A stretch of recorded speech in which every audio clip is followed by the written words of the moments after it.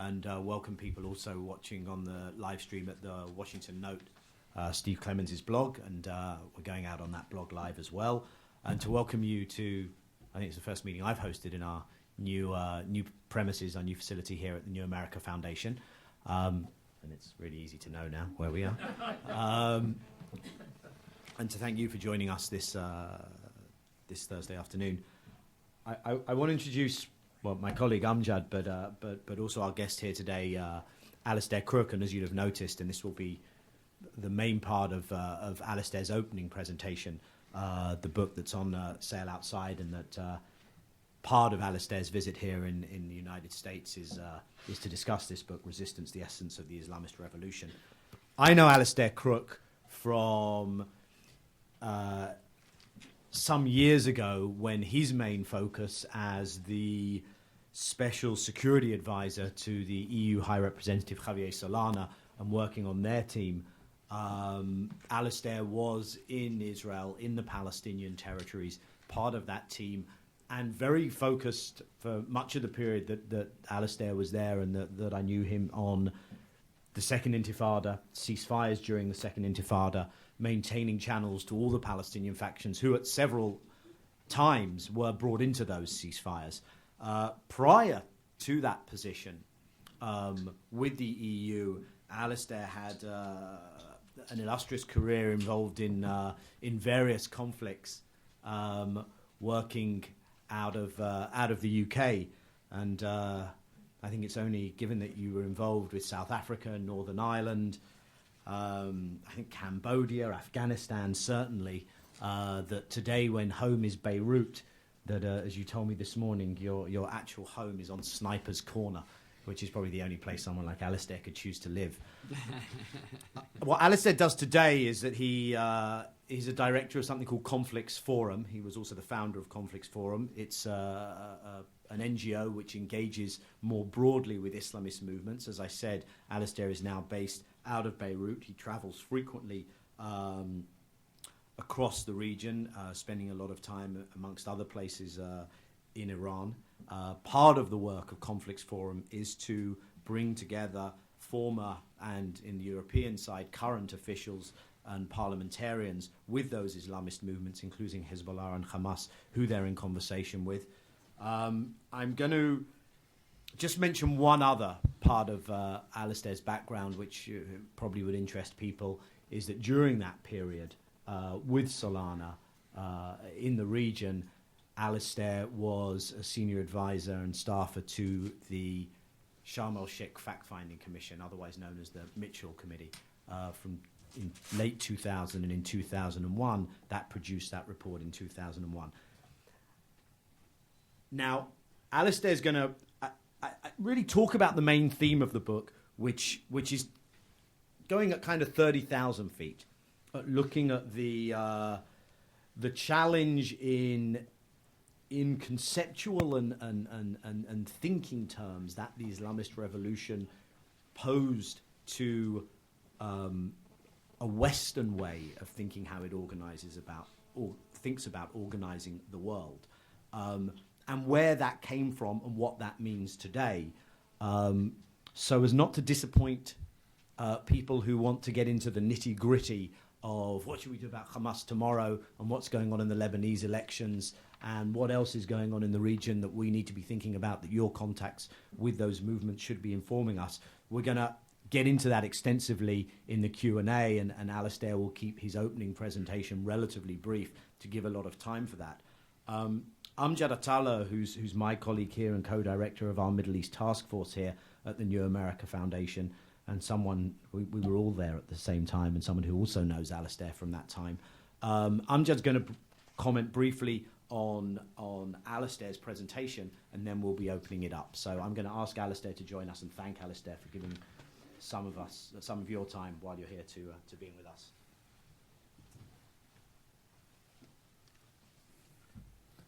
Well, good morning.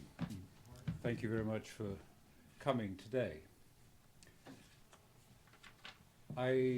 On transiting from Beirut here to Washington, I stopped briefly in London and I picked up a leading foreign policy magazine, the newsstand, something rather like the magazine Foreign Policy here in the States. In other words, quite a serious document, a serious magazine, and it was marking the 30th anniversary of the Islamic Revolution.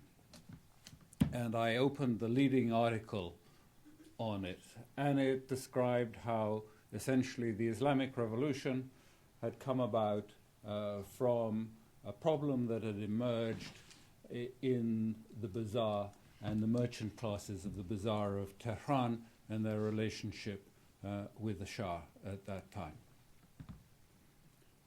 I was really shocked to read that 30 years after the Iranian Revolution, it is still possible that serious magazines in the West still see the Iranian Revolution in these terms as an economic hiccup, a slight mismanagement by the Shah of the delicate relations that he had between himself and the merchants of the bazaar in Tehran. Is it really the case that after all this time that we imagine that the energy and the excitement of the tens of millions of people that have been energized by this event, both in Iran and throughout the region, was simply an economic hiccup that arose in the merchant class of Tehran? And I think it underlines, and I mention it because what I think it does underline very clearly is it still seems extremely difficult for people to get an understanding or feel they understand what is both the Islamist as well as the Islamic resistance as a whole. And why is there, if you like, a revolution?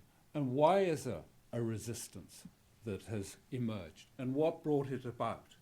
And I think when we look at these articles, it's plain that there seems to be still a problem in actually understanding or feeling of what actually caused it and what is this about, that it is put in such terms, if you like, of a historicist, deterministic view that it must really be something about some sort of economic turmoil that brought it into existence at that time. Well, I suppose there are probably as many definitions about what the Islamist revolution is as there are Muslims. But I'm going to nonetheless attempt a definition in order to give some idea of what I'm going to talk about. And I think that what I would describe as the essence of the Islamist revolution is a refusal, a passionate refusal by Muslims to accept the understanding of themselves and the world around us that is dominated by secular Western material consciousness. It is indeed an attempt to escape from the fundamental presuppositions, the deeply seated presuppositions of this worldview that has motivated the Islamist revolution, and to try and find an alternative consciousness that does escape from certain of these presuppositions and also which can provide an alternative view both of the human being and of the world in which we inhabit, a different and alternative consciousness.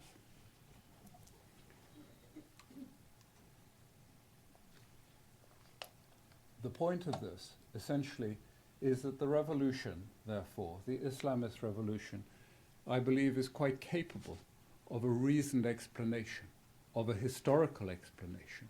In short, it is not something that is an irrational kick against modernity by people who are incapable or reluctant to understand modernity.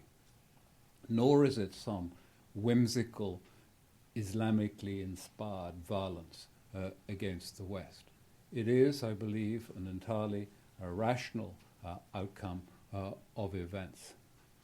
And the root of this, essentially, as I described, in terms of a reaction against modern secular consciousness, and the roots of this modernity lie, I believe, in two key pillars.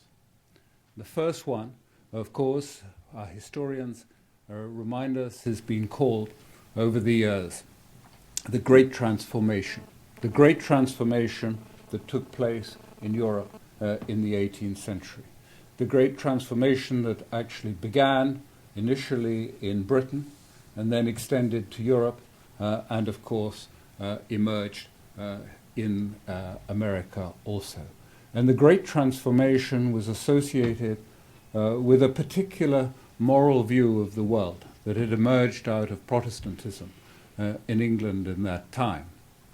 And it was about the idea of the invisible hand and how the invisible hand allowed markets and people to pursue their own personal interests and their own personal concept of their interests through the intersection and the mediation of the market.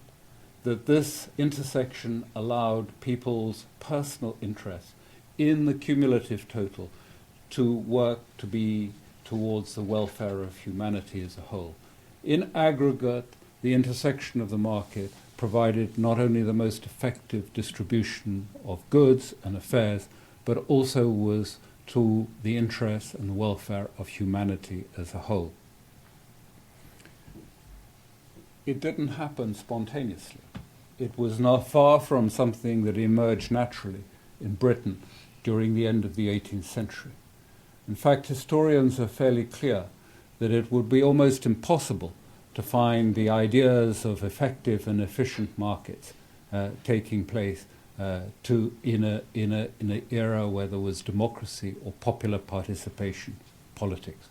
It took enormous and huge state intervention to bring about those efficient markets that the invisible hand suggested would maximize human welfare. But the key element, and the key element politically of the Great Transformation, was the decision, nonetheless, to put market efficiencies as the overriding objective of society and politics, to which other social, communal, and political objectives were subordinate.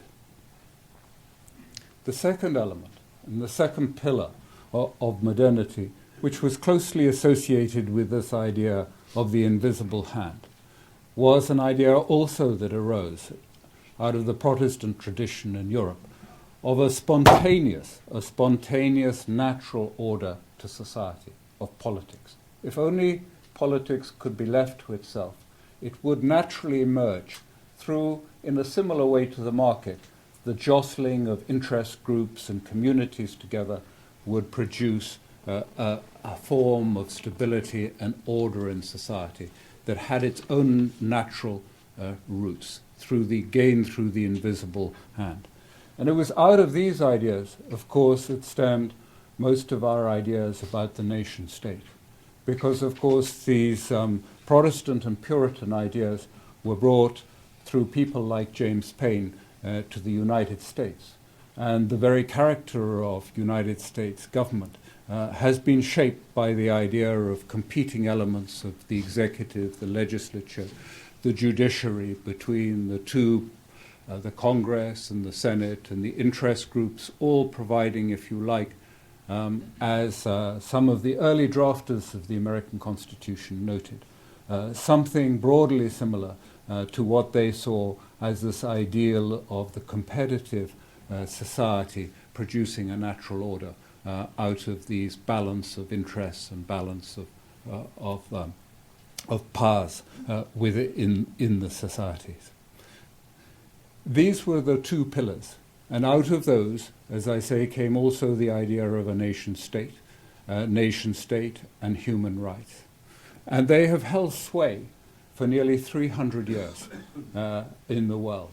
Have had enormous grip in terms of being ideas of enormous strength and power throughout 300 years of their existence. They also, at the point, brought Islam to the brink of extinction. By the 1920s, Islam was effectively holding on by its fingernails. It was just about able to exist. And the reason for this was that the Great Transformation had come to Muslim societies. the great transformation took place and been brought by the West to Muslim societies in that period from the 1820s to the 1920s. In those 100 years, we saw this huge growth of nation-state building that took place. In terms of the Ottoman Empire, in the western provinces of the Ottoman Empire, 5.5 million Muslims were ethnically cleansed as part of the process of creating unitary, ethnically clear nation-states, centralized, efficient nation-states on the modern version.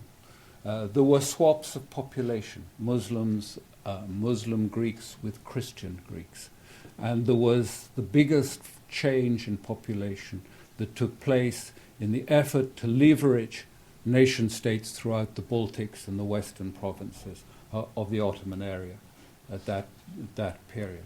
But of course, the prime example of the nation-state making that took place, of trying to create a strong and powerful nation-state.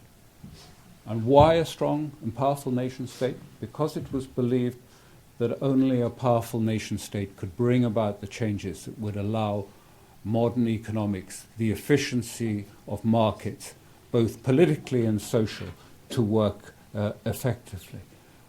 Took place in Turkey. And of course, you will all recall that in bringing about a modern nation state in that line involved the massacre of 1 million Armenians, and it involved the killing of 250,000 Assyrians. It involved the swaps of population, ethnic cleansing, and it brought about also the destruction of the Kurdish identity. And finally, at the end of the period of Ataturk, it brought about the demise of the caliphate and Islamist identity in Turkey as well. By the 1920s, Islamism was under pressure, both from secularization, not just in Turkey, but in Egypt and of course, in Persia too. And from the bottom up, it was being attacked by the ideas of Marxism. Marxism throughout the region was attracting and drawing more and more young people. Islam, at that stage by the 1920s, was in profound crisis. It was in deep crisis and hanging on by its fingernails. And it embarked on a journey to try and rediscover, to find a new self, to rediscover itself, and to find from that discovery solutions to the problems that it faced. And in this way, it followed a path that Christianity had similarly taken in Western Europe, in the dark ages of Europe, after the fall of the Roman Empire, when Christianity too was hanging on by its fingernails in a few monasteries of parts of Western Europe, and also similarly had to go through a voyage of self-discovery, of trying to reinvent a new self. And it did it, in the case of Christianity, through a process of monasticism and pilgrimage to Jerusalem that took place at the end of the 11th century. But for Islam, the journey, of course, was clear. It was back to the roots and the roots of the Quran. I think all of you will know that the Quran, in fact, as a document, is no blueprint. It gives you no clear formula for life or no clear formula for a political or state organization. It never claims to that. In fact, it takes a rather negative view of theological reflection. It repeats time and time again that it offers nothing new, that in fact the Quran is a reminder to all human beings of old truths that we all know but perhaps have forgotten. And one of those key truths is that for human beings to live together and to grow and to exist and to develop their potential, they need to live together, practicing the principles of compassion, equity, and justice. And this is seen not simply as a formula, a dogmatic formula, but it has two functions. It is a religious aspect that, unlike Christianity, faith is not something that is a matter of conviction and belief, but can come through not only practicing these principles and these ideals, but living day to day in a society which reflects them, both in practice and being a recipient of those ideals.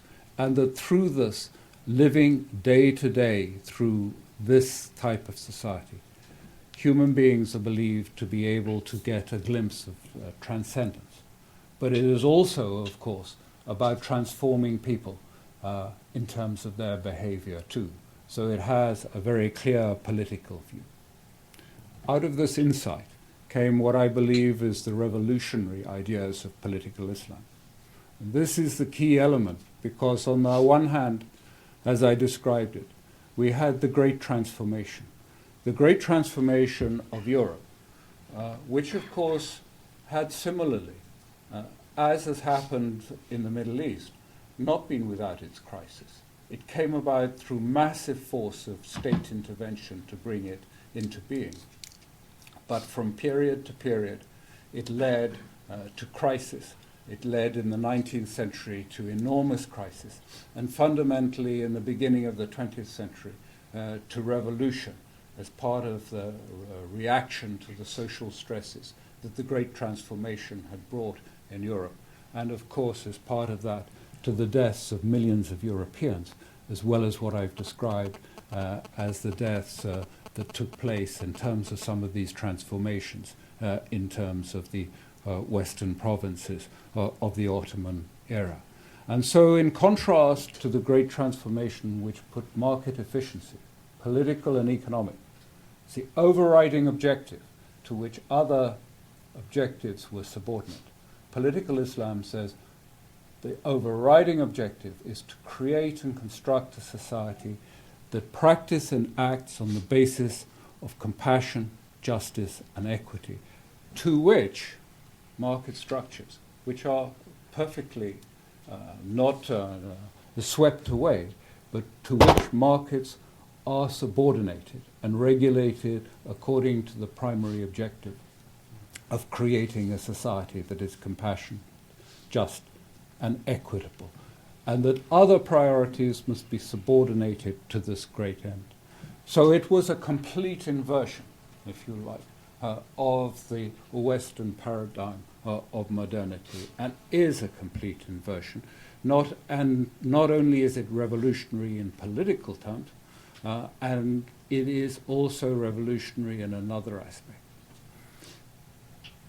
Sometimes you hear people say, well, this is just social democracy, isn't it? Is this something rather like social democracy? And the answer is it is not. It is clearly not, because social democracy is essentially based on an acceptance of the principles of market efficiency, political and economic, for which social democracy believes that there must be to mitigate the worst aspects and the worst effects for those who are least fortunate in society. There must be some form of system to prevent that taking place. Political Islam says the opposite, that you must make this the overriding priority to which markets must be regulated and subordinate to those interests of equity, justice. So that it is not about social democracy. It is also revolutionary in that the organizational principle of Western paradigm has been the individual. For the last 300 years, the individual around whom politics, society, and economics must be constructed. And the implication of this model of political Islam is the inversion of that and putting the community and the health and the welfare of the community as a whole, taken as a whole, as the prime objective to that of individualism. So it is a revolution in thinking in terms of politics, and of course what it is in fact doing. And the essence of what the political Islam is doing is challenging the West in precisely on the issue is what is the end and what is the purpose of politics. It is going back to the very question that lies at the heart of all our civilizations, Plato's question that he posed to all of us and the Greek philosophers at that time. What actually is the purpose and the end of politics? And I make that point because I think it's very important that this is actually, in a sense, really one of the core of the questions. But the revolution, the Islamist Revolution, is more than just this political insight that I've just described. It is also, as I mentioned, an attempt to escape some of the deepest and most far-reaching presuppositions of our time. And therefore, that the Islamist Revolution must be seen not simply as a political or a social event, but must also be understood as a philosophical challenge. But also it must be understood as a metaphysical outcome. A metaphysics, an aspect which, of course, for the last 200 years in the West has been something that has been relativized completely, almost out of political thinking. But what they have been trying to do has been an attempt to step out of these presuppositions of our society, our modernity, by stepping out of material causality itself, to provide a radically different understanding of a human being that is not split into its component parts, that is not just simply an aggregate of his social factors, his economic factors, his psychological factors, his chemical factors, and his genetic factors, but to see a human being in a different paradigm. And it is also a new form of finding politics through a revival of thinking in terms of the imaginal, about archetypal narrative, and about symbolism. This may seem a little unrealistic or far-reaching, if you like, when you put it in these terms. But it's very important to understand that actually that these are the tools of political transformation for movements like Hezbollah and other Islamic movements. That it is actually use of myth, use of archetype, that is the vehicle for providing a transformation. The use of archetypes that provides a transformation of behavior, of imagination, but particularly of consciousness. In other words, it is by these means that Islamists move from an understanding of the world and the world about them to a different understanding of the world about them, through use of imagination and through symbol and through archetype. For 300 years, they believed that they have been held by a scientific rationalism. When I asked recently a Hezbollah leader what was the most important thing that had emerged from the Iranian Revolution, he replied without hesitation, for the first time we were free to think for ourselves again. The ideas that I've just described are not exclusive to Islam. Some of them, and many of them, have been touched on in Western philosophy. The consequences in psychological and political terms of the segmented human being and the segmented society have been mentioned, of course, by Nietzsche, by Heidegger, by the Frankfurt School of Critical Thinkers. But many of those from a different standpoint and have often reached very pessimistic conclusions as a result of the secular base from which they started. But there are many, if you like, resonances in Western philosophy that closely accept some of these ideas that are emerging in political Islam. But more importantly, the idea about the human being can also be seen very clearly in many of the much of the present thinking in terms of depth psychology, archetypal psychology, and Jungian psychology today, which is traversing very similar track, albeit tracks that are not connected and are not feeding upon one another, but moving in parallel, not necessarily to exactly the same end. But the point I'm making is that these ideas have been in the Islamic intellectual tradition for more than 1,000 years.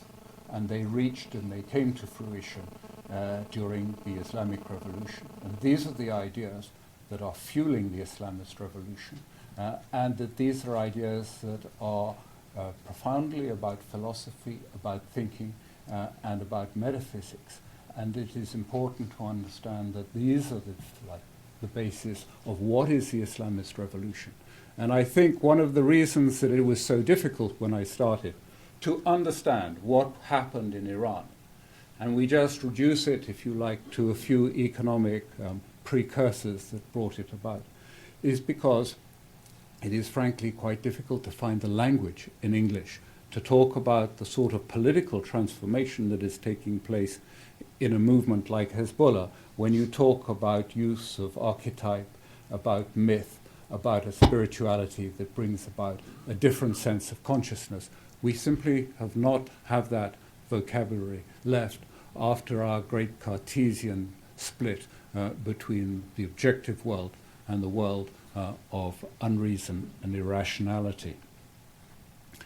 So I'm sure that many of you who have listened this far will be thinking to yourself, well then why? Why do we see in the Middle East and in the Muslim world intolerant and violent dogmatic Islam? Why do we see these, if this is about philosophy and about intellect, how do we see dogmatic, violent Islamist movements about? I think, if I had to give a very short answer, it is largely because the West has been creating them over the last 50 years. I don't mean that this has been I'm not about to present a Middle Eastern conspiracy theory, and I don't suggest that this is done intentionally, but this has been the outcome of the policies that we have used. Because apart from the revolution that I have described, of course there is another current of political Islam, which I would describe as a counter-revolution of political Islam. A counter-revolutionary Islam which is not like the one I've described, which is narrow, literalist, dogmatic, anti-heterodox. And it is that is the counter-revolution that is both anti-philosophical and anti-rational in the process. In our template that the West has used for the last 50 years of moderates versus extremists, we have sought to use what we saw as an apolitical and docile form of political Islam in order to constrain and contain certain threats, including the Islamic Revolution.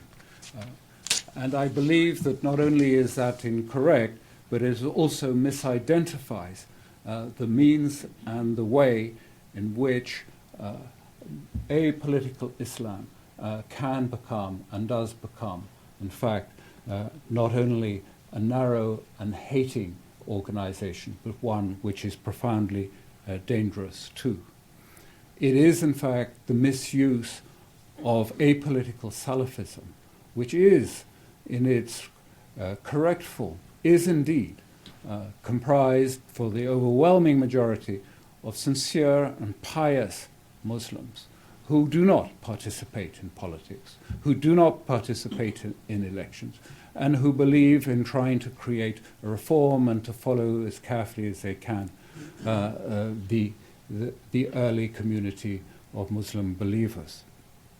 But for 50 years, the United States and Europe has been using this current, first of all, using this movement and these people, first of all, to contain Nasserism, then to contain Marxism, then to contain the influence of the Soviet Union, then to contain Shiism, then to contain the Shia in Iraq, then to defeat the Soviet Union in Afghanistan, to contain the rise of Hezbollah in Lebanon, and even today now is being used in Afghanistan for such purposes. And the misuse and the abuse of an apolitical group in this way has in fact resulted in a very clear process of all movements that start by being apolitical and genuinely reformist, fracturing, splintering, forming dissidents on dissidents after dissidents, as they are subjected to pressures and they are subjected to the political stresses of being used, often in terms of the interests of the West. And as they move into the process of being used in this way, these pious people look around them and see the world increasingly in terms of what befell the Muslim world earlier during another dark period of history, when the Mongols swept into the Muslim world, destroyed the cities, burnt the libraries, sacked Baghdad, and put a Mongol as a caliph who was converted to Islam. And they see this parallel, and when they look at Iraq now under occupation forces, no longer Mongol, but Western occupation forces. When they see the Shia in the seat of government in Baghdad, where the caliph was before, they see the parallels with this period, and they revert very quickly to the authority and the thinking of that time, which many of you may have heard of, the great scholar, the soldier, Ibn Taymiyyah. Ibn Taymiyyah was a man who founded, if you like, Salafism, the Saudi orientation of Salafism. And in doing so, he blamed and found the roots of the Islamic misfortune in all these new areas that had come: Shiism, Sufism, mysticism. All of these elements were the great danger that faced it. And he called for a jihad against these elements, against Sufis, against the Shia, against those who went to the graves of their forebears, as the dangers that had befallen. He called for jihad against the Mongol impostors on the caliphate, and he also called for a ban on philosophy and reasoning, which lasted in Sunni Islam for until the present period. It was a narrow, literalist, dogmatic form of Islam, which has been roots and have still found its place today. And what is the paradox of this situation is, of course, that the misuse of these apolitical Salafists in this way. We have seen the migration under the pressures of the political events that are in the region, seen them migrate first, of course, to Ibn Taymiyyah, and to something that is both political and very militant. And of course, from there, the migration, the fractions, the splinters move further. And from there, they end up as followers as Zarqawi. And the great paradox for the West, effectively, is that for a West that boasts of the Enlightenment, we end up on the wrong side of this equation. We end up, if you like, in terms of our paradigm of moderates and extremists, we end up on the side of literalism and dogma and narrow-minded, anti-heterodox belief in the interests of accusing or describing the non-dogmatic, the non-literalists, the reasoning Islam of the other movements as the extremists. And I would say, therefore, to you that the West fundamentally has the wrong moderates and the wrong extremists, that we have ended up on the side not of philosophy and reasoning and thinking, but on the side of literalism and dogma. It is perhaps no surprise that a dogmatic and literalist West has actually given birth to literalism and dogmatism and Islam in the Western search for a docile and acceptable form of political Islam by which to contain the threats that it sees to itself. But in doing this, it has effectively hollowed out the center of Islam. It has hollowed out the extent of Islam, left it dispersed, and left the Middle East a very much more dangerous and violent place as a consequence. Thank you very much.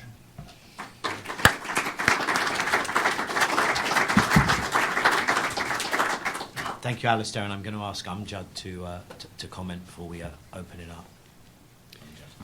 I'm going to try to keep my comments brief, but one thing listening to Alastair, and I've listened to Alastair a lot because we often have to deal with each other. I was in charge of the security file for the Palestinian negotiations from 2000 to 2003, and Alastair was Javier Solana's envoy at the time and working in the region. And all of our conversations, as I recall, were entirely about what to do about the Israeli destruction of the US-trained Palestinian security services back in 2002, when the Palestinian security services then were no longer protecting Israeli interests in the occupied territory to the degree that Israel demanded any longer.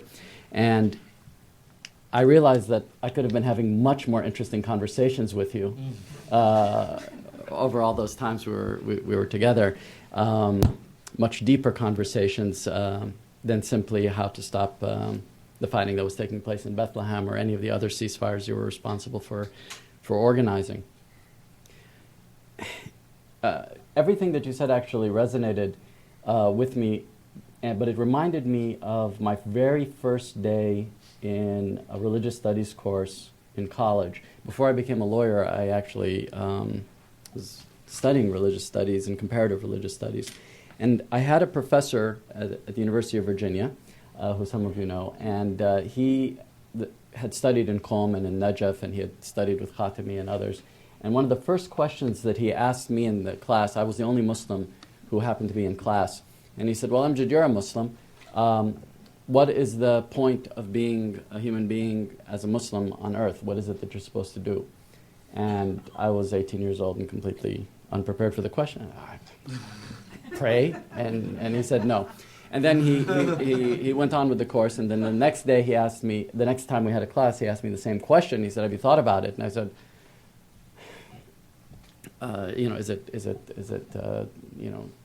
is it to be good to your neighbor? Is it to be good? And he said, no, you haven't been thinking about it. The third time he asked me, I said, I don't know. Just tell me what it is. And he actually said, to create a just social order. And I was fascinated. I mean, that answer, this made me switch. It made me decide that my major was going to be religious studies, just because I was fascinated that would be the answer to a religious question. And at the time, this was at the time of the Iranian Revolution, actually. And so what was fascinating to me then was how Americans were beginning to define what they wanted to call an Orthodox Islam.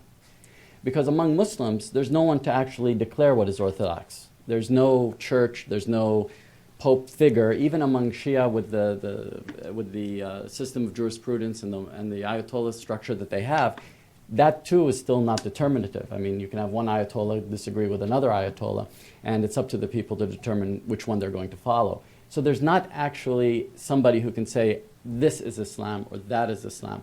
But in the United States, we've been fascinated about determining, in fact, what is Islam, and then determining that it's contradictory to our interests and therefore must be fought. Frank Gaffney was here last week having a debate with Steve Clements, and you can still catch it on the Washington Note on Steve's blog.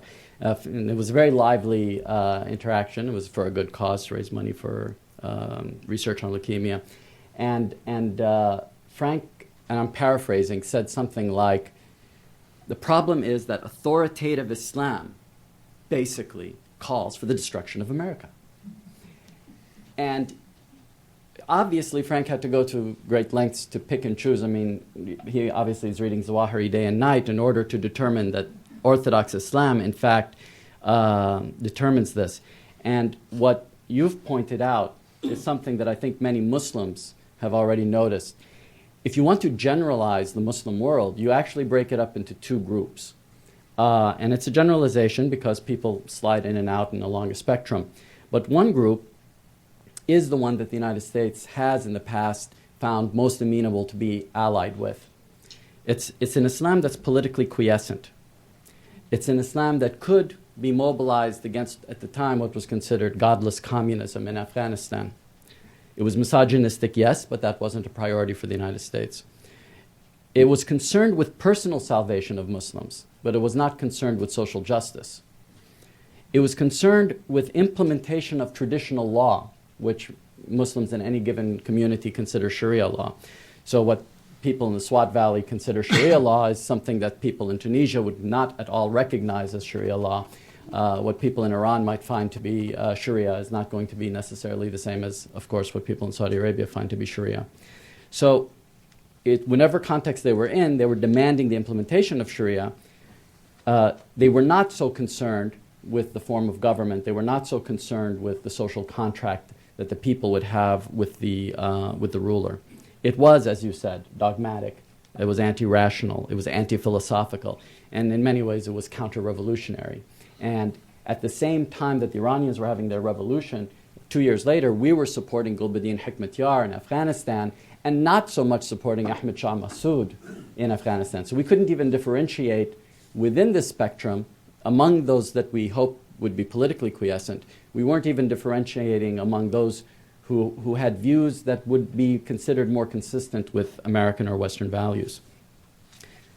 This was in opposition to what was obviously a very rebellious republicanism.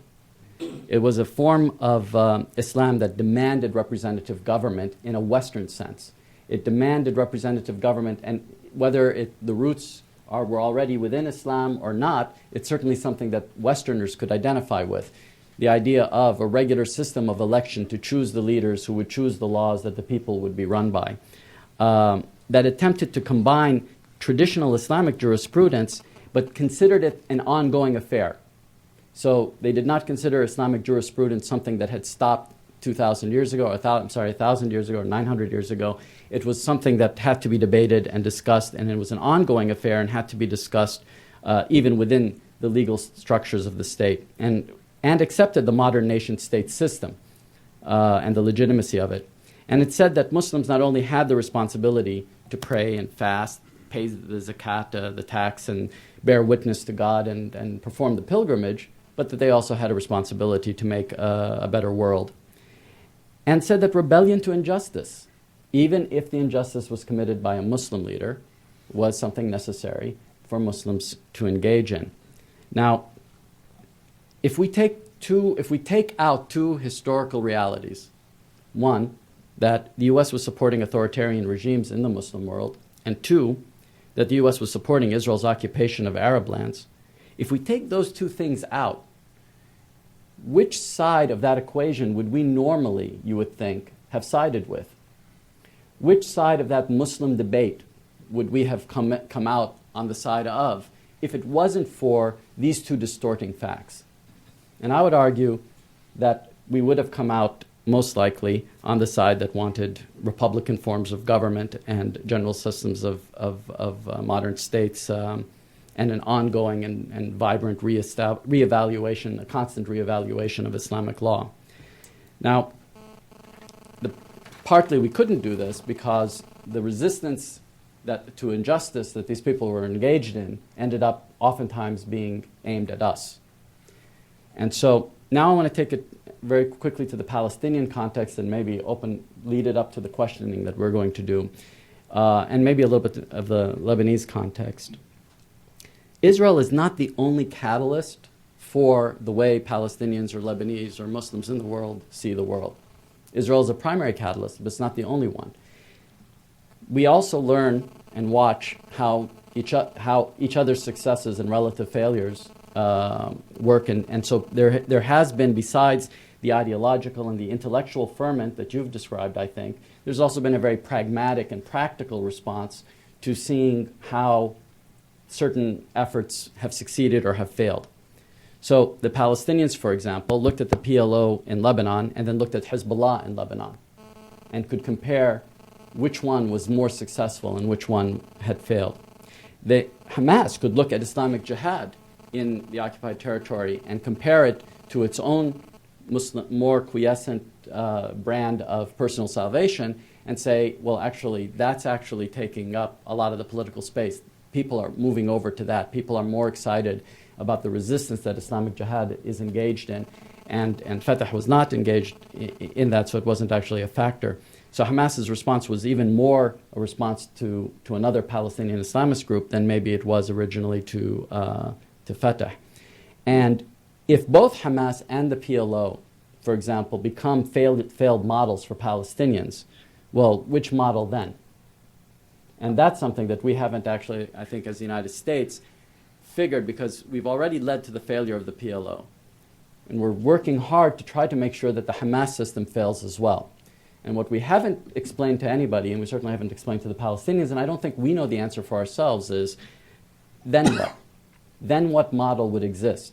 What model would the Palestinians have to look for?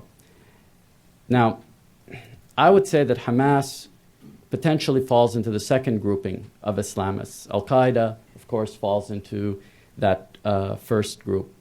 Iran, Turkey, Malaysia, Indonesia, all, I think, roughly fall into that second group. Countries that accept that they have modern democratic state systems of government, but they consider them Islamic. Then you have systems like Saudi Arabia and some other Arab states, which obviously fall into the first category. Pakistan is in between because it has both systems vying for control within the country. So we have a system, we have the Taliban obviously struggling for, and the Taliban's allies in the Pakistani government obviously struggling for one form of government in Pakistan, but there's also a very vibrant demand in Pakistan for a modern democratic state, which they also consider to be completely in line with Islamic principles. So I want to leave it at this. Maybe the United States needs to have a new criteria for how we deal, or for how we define and how we deal with Islamist movements. It can't be, how does this Islamist movement respond to Israel's occupation of Arab territory? There isn't a Muslim who's going to support or engage in support for Israel's occupation of Arab territory. So there's not, we're never going to find the group that's going to succeed in supporting that. But what if the criteria was based more on the values that the United States is trying to promote within our own country and outside the country? What if we look at Islamist groups and look for the ones that call for representative democracy and look for the ones that are hoping for a caliphate-like dictatorship? What if we look at the ones that are calling or accept, at least in theory, the equality of all citizens before the state, even if it accepts some religious priority by God over individual salvation? It accepts that before the state, all individuals are equal, versus those that want to create a dhimmi system, or those that want to have a tiered system of rights for people of different faiths or different genders. Does it accept the legitimacy of state structures, like the nation-state structure, or does it believe that the international order in and of itself is invalid and can be overthrown or can be opposed? And if we had those criteria, how then would we look at Iran? How would we look at Hamas? How would we look at Hezbollah? How would we look at groups in Iraq, etc.? And I'll leave it at that, and I think we can have a discussion now. Well, I'll open it up, and if no one has questions, then I'll ask Alastair a question. But if people do, then I'd rather not. Helena? And if there are others, then we'll take more than one at once, so that people are mind. Hi, nice to see you, Alastair. It's Helena Cobban. I think this is probably the first time in many, many years that the name of Martin Heidegger has been invoked in a think tank discussion in Washington, D.C. So I want to congratulate you on that. And I would have added Habermas to the mix, but we can discuss that afterwards. I think it was really excellent that you remind us both that there are different forms of modernism, so we should not talk about modernism quite simply, but talk about modernisms, because these are modern phenomena that you're writing about. And secondly, that there are Islamisms, rather than just one sort of monolithic Islamist bloc that threatens, Western civilization as we know it, etc. So I think that's really helpful. I think your critique of Homo economicus as created by those, unmarried Protestant Anglican priests back in the 18th century is really excellent. Of course, none of them ever had to wash their own socks or raise their own children. So, quite naturally, the idea that a person could be self-sufficient was attractive to them. Some of the best communitarian critique of that idea comes from feminist communitarian philosophers, including Sheila Ben-Habib, who is a Turkish-American philosopher of great distinction. So, I think drawing some of these things together is really helpful when you're encountering, as you have done, at many different levels, people from these movements. A question really about the issue of women's rights, which you didn't mention. Amjad just touched on briefly in terms of the misogyny and some of the fundamentalisms. I have noticed in my encounters with Hamas and Hizbollah that they have very different attitudes toward the role of women socially and in the organizations. And you see women who have been very well educated and brought up within the organization and running for parliament, for example, in Hamas, and winning. And you don't see that in Hizbollah. How do you describe that kind of a difference between the two movements?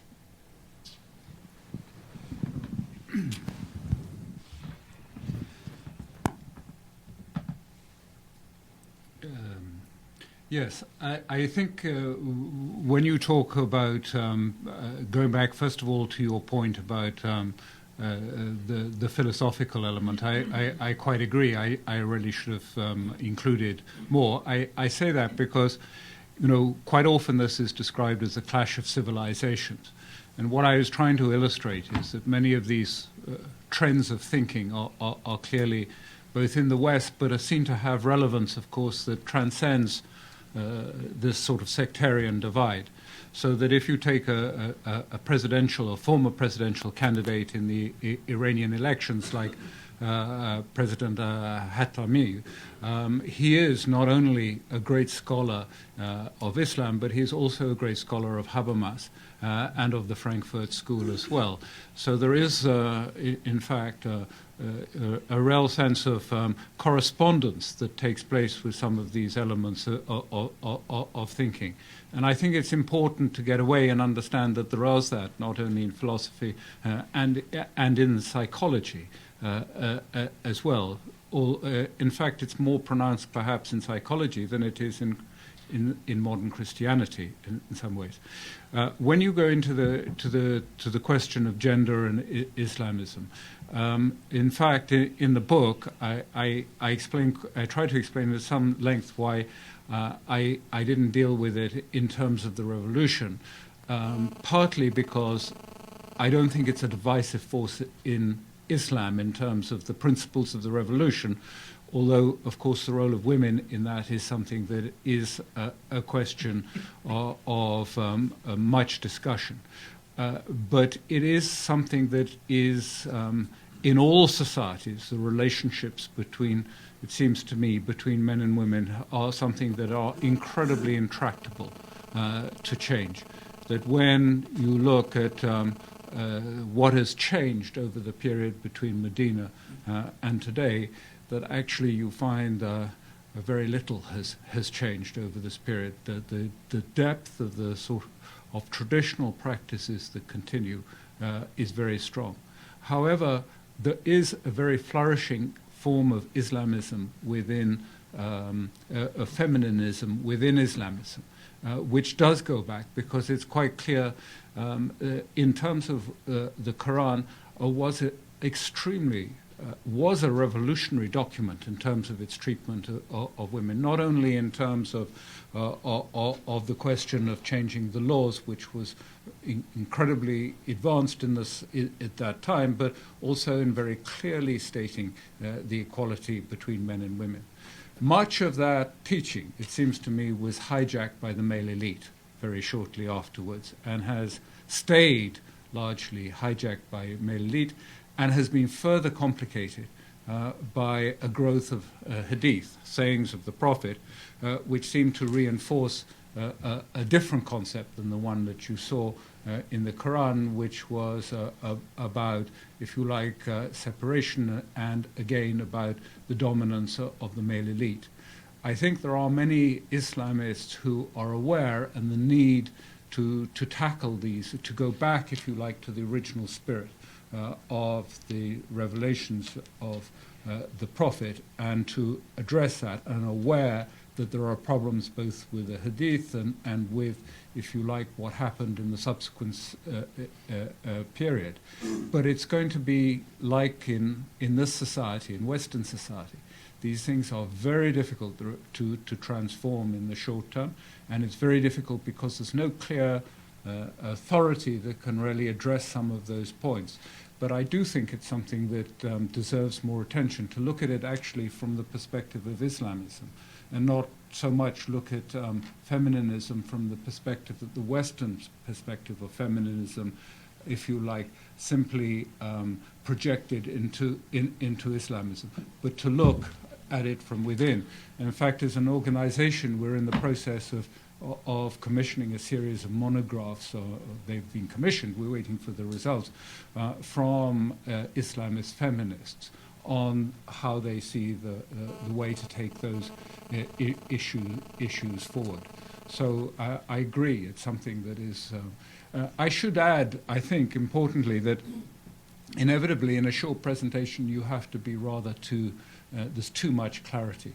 I mean, there are elements of both trends in all movements. So in Hamas you have predominantly one of the ones that I described as a non-dogmatic, non-literal, and the more rationalist approach. But there's also, of course, the literalist approach in all of these organizations. And indeed, in my interpretation, which many people probably would not share, is actually the Iranian Revolution was principally and foremostly actually a battle against literalism and dogma. And certainly Shariati, as a principal philosopher, I mean, wrote one of the books that he wrote was, that it was about religion versus religion was the title of the book.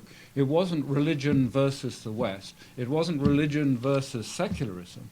And what he was describing was the dead, passive hand of static religion, the dogmatic religion, which he described as black Shiism, the Shiism of mourning that he saw. And it was also true of the Imam Khomeini, that he saw also the struggle as being one of a fight against literalism and against the clerical Shia of that time. When he gave his lectures at Qom, afterwards, many of the clerical, the senior clerics there, would take his glass and purify the glass out of which his 11-year-old son had drunk, because he was a teacher of philosophy, a teacher of fun. And the literalists and the dogmatic in Tehran found this totally unacceptable.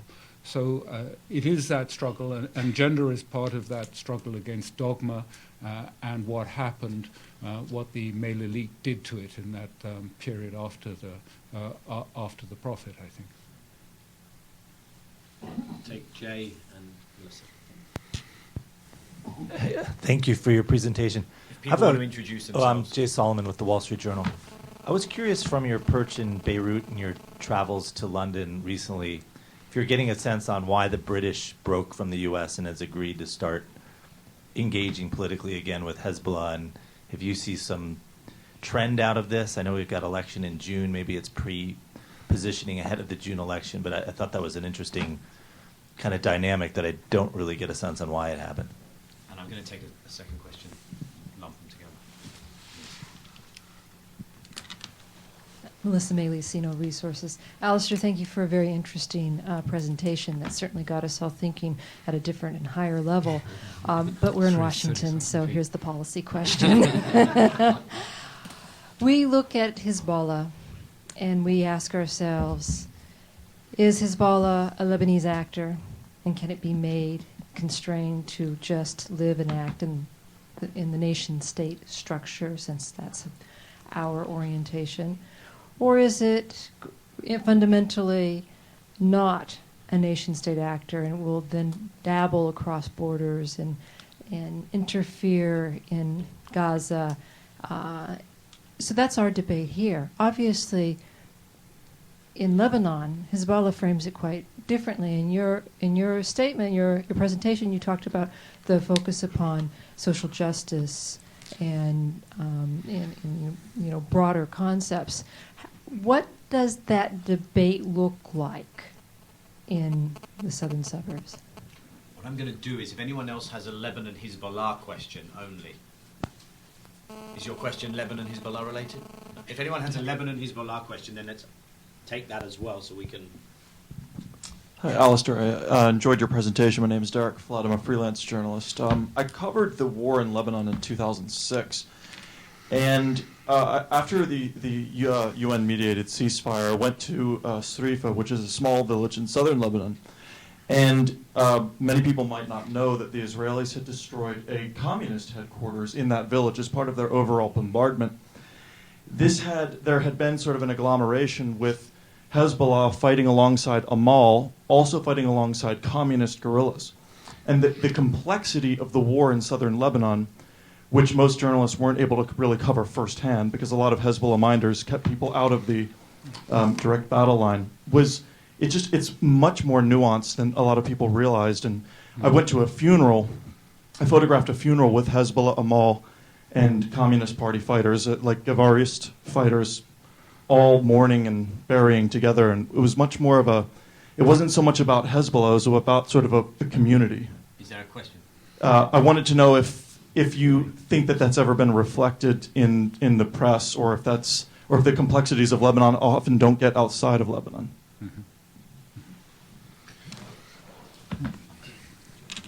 Mm-hmm. Thank you. On the first question about the British recognition of Hezbollah,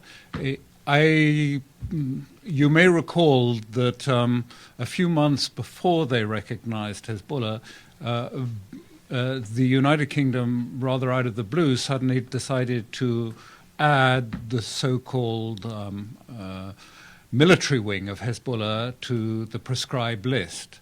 Apparently out of a view that it was acting against British and American troops around Basra.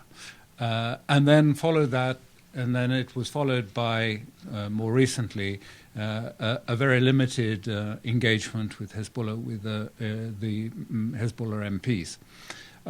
I think there are probably two reasons that really prompted it, and that they're not as strategic as perhaps they have been portrayed.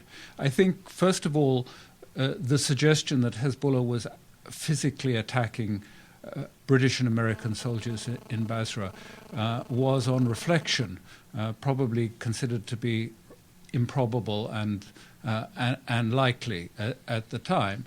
And I think similarly that the British government found itself rather isolated from other European states that were indeed talking and still and are regularly in touch with Hezbollah. And then, of course, there was this upcoming elections, which are due in the beginning of May, when we may actually see, it's not clear yet, but we may see a shift and that the opposition may win, in which Hezbollah would be a partner in a new government. So I think, in a sense, it was, if I could describe it a little bit as a housekeeping act, I think it was a bit of prudent housekeeping. And I don't think it was linked in any way to a sort of strategic decision that might, say, have wider application towards Hamas. I think the British government still remains absolutely fixed with its head dangling over its shoulder, waiting to watch what Washington does about Hamas before it makes any decision on that. So I think it was mostly, if you like, good housekeeping, prompted by a little bit of rethinking. It had actually turned out to be more symbolic than probably the British government intended it to be, and certainly caused an interest in Washington, which I personally think was a very positive outcome from perhaps a step which was taken for more limited reasons than was intended. On the question of Hezbollah and who is Hezbollah, is it a Lebanese actor or is it an international actor? I'm actually always quite a little bit surprised why that seems to be particularly controversial and a cause of such concern. And I know it is here, because it's both. It's clearly both. But that does not necessarily translate, being a Lebanese actor, which it is primarily, and an international actor, does not necessarily imply that this is something that it shouldn't be. It's quite possible and quite reasonable, like most states and most politics, they also have a dimension which they see as wider. It doesn't necessarily translate into something that should be regarded as an objectionable feature. I mean, quite clearly, the transnational character of Hezbollah can be seen, for example, in terms of the fact that nearly the whole of the Middle East comes to a stop. I mean, literally, there's no traffic on the roads as far away as the Gulf when Hassan Nasrallah is giving a major speech. I mean, the region, if there is anyone that Muslims throughout the region, of whatever their political orientation, look to, and a major speech by Hassan Nasrallah, it just simply stops the traffic. If you want to get to the airport quickly in Doha or in one of the Gulf states, do it when he's speaking on television, because the roads are empty. So clearly, he has a regional reach, and of course, I mean, to expect otherwise, to me, would seem to be naive. We are in a new era in the Middle East for the first time, probably ever. It seems unlike in the 1920s. We do not see any imperial power that is about to intervene in our society. It is not, there's no going to be France or Britain, as in the 1920s, going to step in the void after a last Western intervention in the area. And as this Western intervention sort of slowly comes to an end, and American and European influences, not quickly, but slowly ebbing out of the region, at least that's how it's perceived by most of the Islamists in the area, no one expects anyone else to step in. It's not going to be a China or Russia or anyone, not in a, they may do economically and technically, but not in a political fashion. And therefore the struggle is going to be for the future of the region. And it's going to be a bitter and deep struggle about what is the shape and the future of Sunni Islam, what is going to be the shape of the region. And of course, it's already become a bitter and bloody struggle by those who are defending with their backs to the wall, defending the status quo. I mean, states such as Egypt and Saudi Arabia are doing anything they can to try and contain what they see as the growth of ideas that are hostile to their particular point of view. And the region is now very much divided between what is called, if you like, the resistance grouping, I mean, broadly countries such as Syria with Qatar, a number of North African states, some of the Gulf Cooperation Council states, together with Iran and Turkey, versus the American allies of Jordan and Saudi Arabia. And the balance is tipping in that structure. So, of course, everybody in the region is playing on the wider stage, as it is playing on the domestic stage too.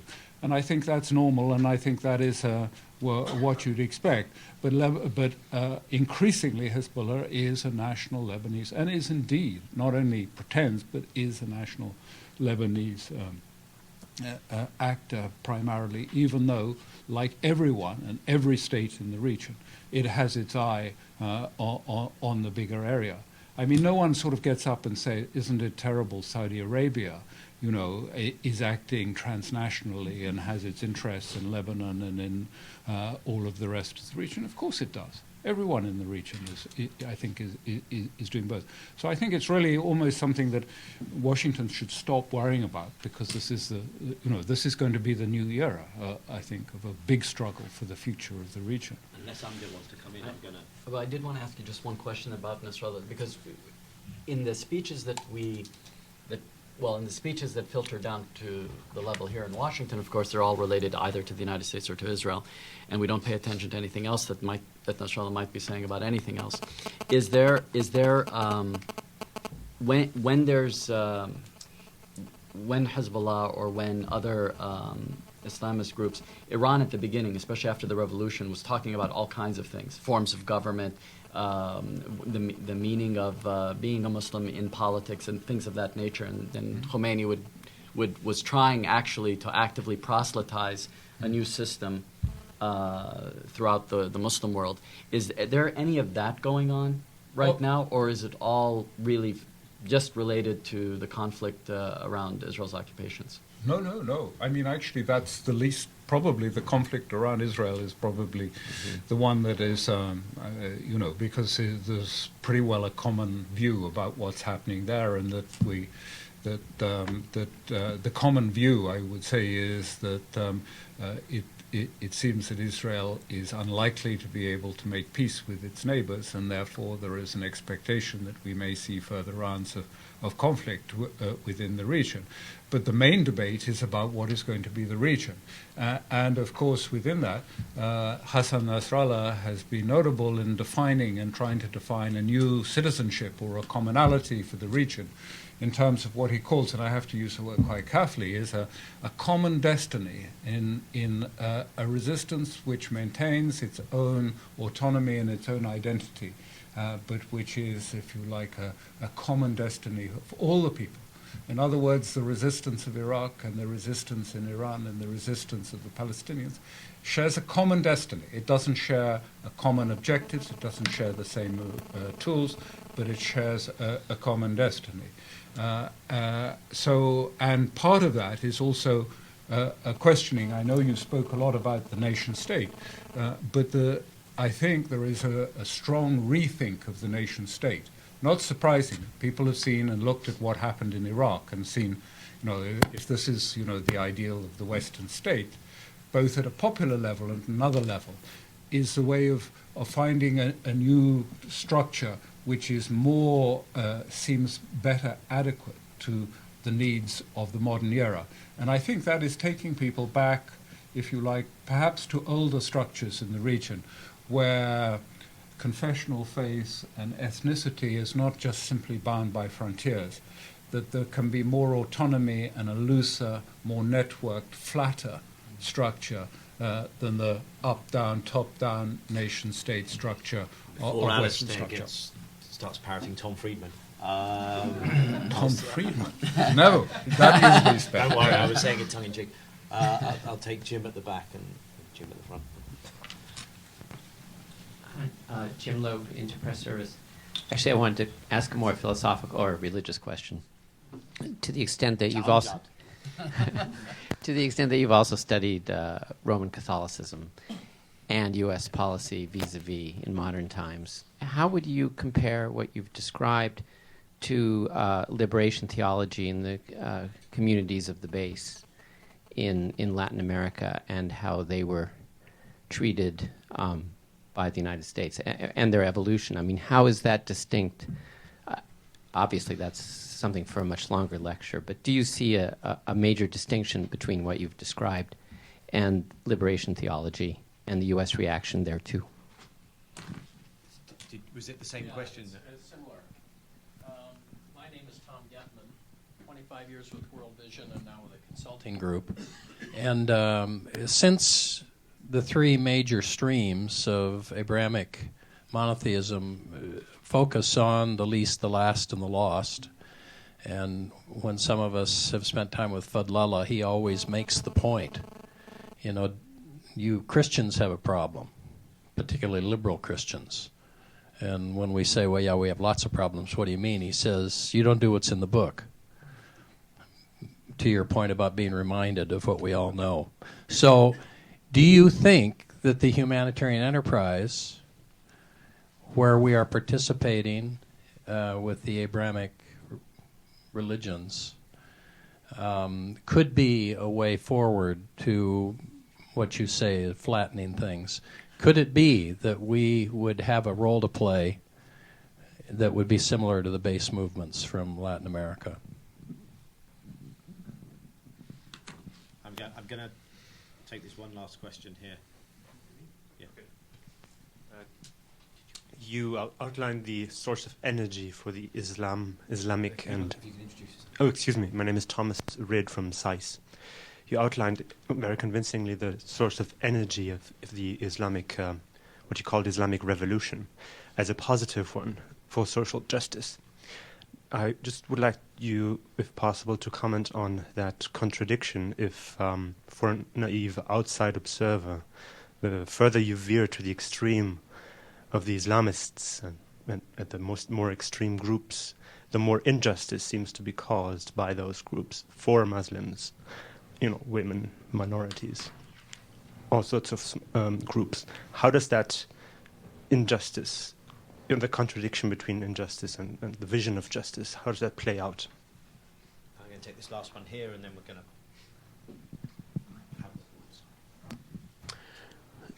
İlhan Tanır, weekly columnist for Hürriyet Daily News.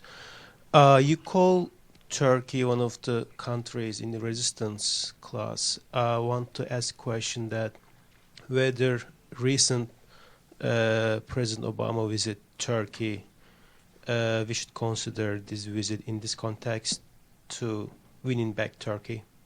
That was the reason.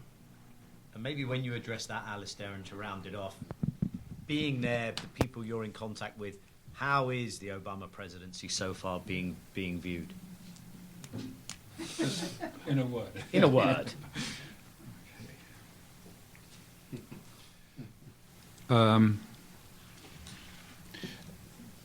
First of all, I'm not an expert on South America. I've lived there, but I would like to go back. I think what you raised was actually a very important thing about Catholicism, and why there should be any sort of resonance, if you like, with what's happening in the Middle East.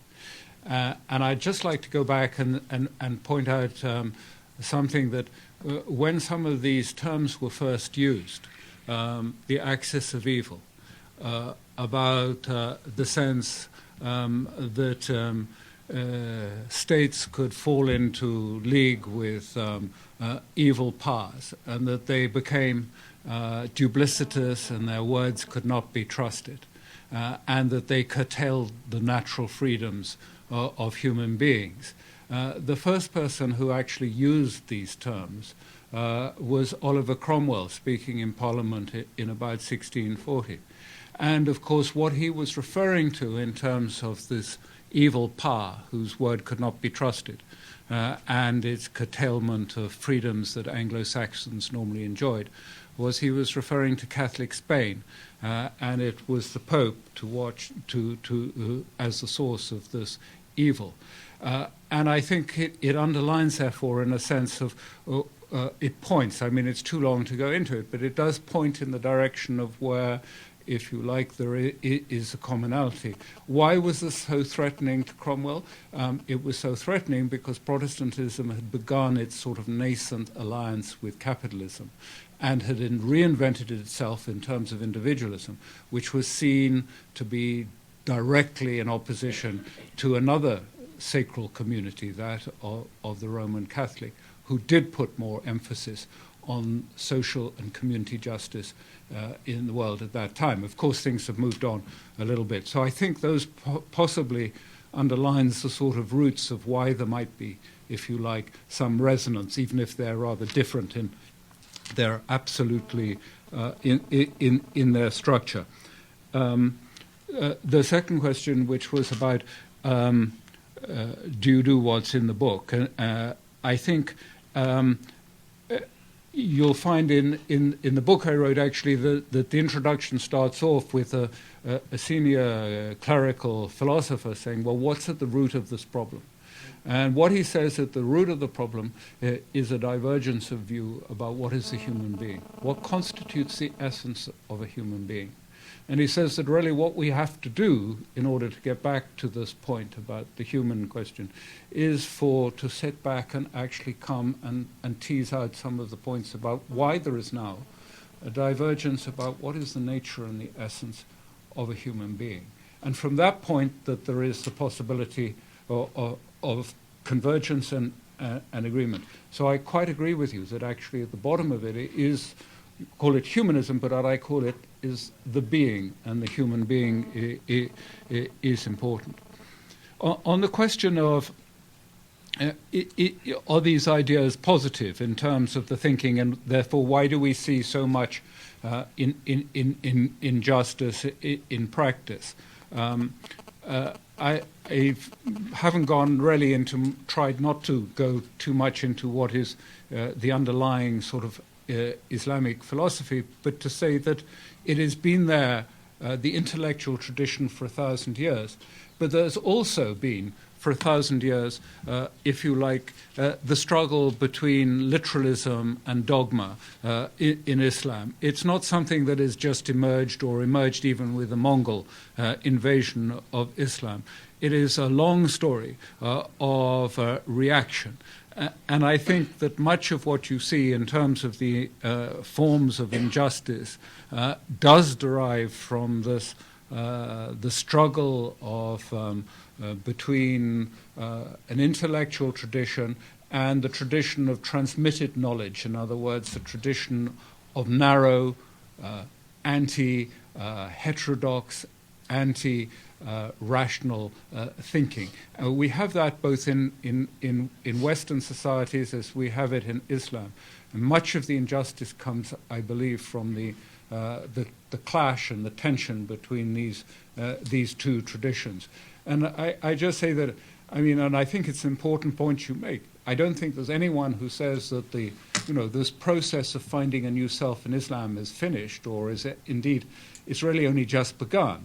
And of course, it's going to have some strange consequences. I just add that Christianity, when it went through this process in the Dark Ages, I mentioned it started off with a pilgrimage to Jerusalem, but actually that eventually transformed within the next 50 years into a crusade, and then lasted through crusades for 200 years afterwards. So sometimes, even in the process of transformation, you do get a large element of injustice, if you like, emerging in the process. On the question of Turkey, yes, I put Turkey in the link with increasingly within the ambit of Syria and Iran. I think that it's important not to see them as allies. I think we're in a new era where there are basic affinities, which does not mean that there is a sort of a formal alliance, but some basically shared views. And I think the idea of simply absolute allies, in the sense, is probably passing away from the region. That people can have slightly different views and different things, but share a basic, if you like, perspective on the region. And I think that Turkey has become a pivotal country in terms of its shifting of its perspective, and Gaza played an important part in that, and certainly not only at the top of Turkey. And I know there are people who say, well, he only said that because he had elections to win. I think that sort of cynicism is misplaced, because I think there is an incredibly strong feeling throughout the region about what happened in Gaza, and therefore the legitimacy of resistance that emerged from that. Finally, you asked me in a word to say about the question about Obama. I think from the perspective of the Islamist groups as a whole, and I spoke to them at some time, well before the elections, that they saw two things. They believed that there was a real shift in sentiment in America, particularly amongst the public, that they saw changes taking place, and they recognized that from well before the election, that it was taking place. And they also saw that there was going to be a change in language and in atmospherics.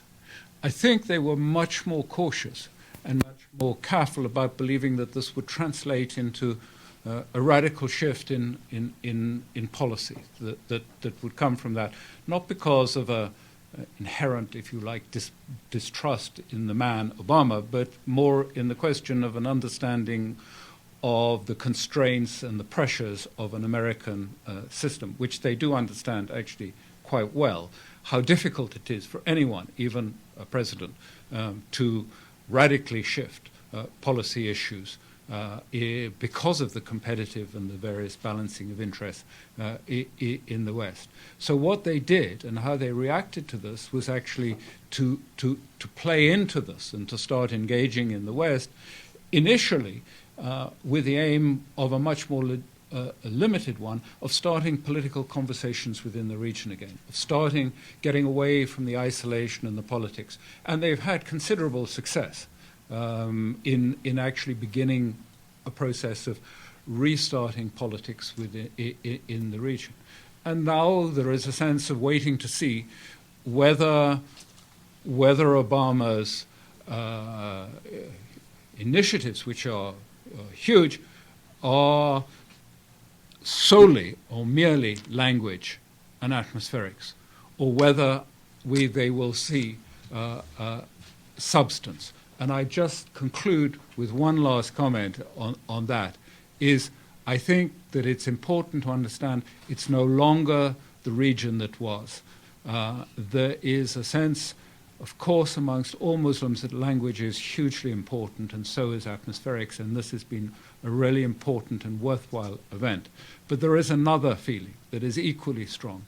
After this period of the Israeli-Palestinian issue, nobody wants to see another peace process that is simply that of language and politics, and is underneath it simply a deceit in terms of bringing about any real solution or change.